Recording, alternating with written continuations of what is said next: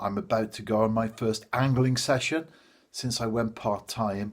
It's quite ironic really because I started yesterday and I started the day, if you include 1 second after midnight, in Cardiff, and by the time I got back home it was a full day later because I arrived in the early hours of the morning, so a full 24 hours away from home. And today, which is a bank holiday, I've been doing some work related stuff, dozens and dozens of video clips to work through, plus an article to write and all that sort of usual post match stuff. I'm not complaining though, because it is football, it's all good, but it will be not necessarily all downhill from here, but the opposite. Well, that's my plan anyway, that's what I'm hoping for, that it does get easier as time goes by and I'll be able to enjoy the fruits of being part-time. Right, let's load the car and have a very short evening session lure fishing for perch. Even on a short lure session, you often know within a few casts sometimes that it's going to be a tough one. For one, you don't get any fish or nibbles, but also, more importantly, you look across the venue and there's no sign of fish. Predators feeding is always a good sign that you'll get amongst the fish as well. You see the fry, the small roach or whatever. I've struck the bottom there, not a fish. It's off. You see the small fry scattering and you know that the predators are feeding.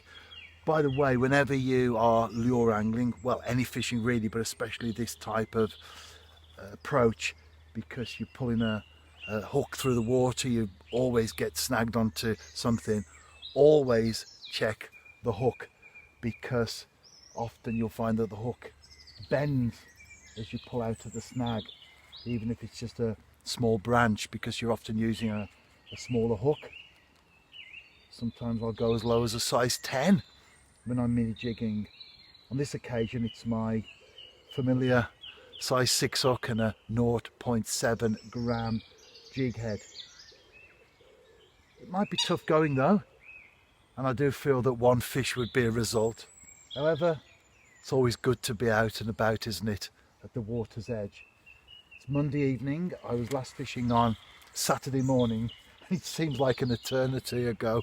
It's only a couple of days, but I've had such a busy weekend. Busy but blessed, I'm not complaining. I've had such a busy weekend. I've done so many things that it seems as if it was a lot longer than just one day in between. That's the way to live your life, isn't it? Busy but blessed. Busy but with a purpose.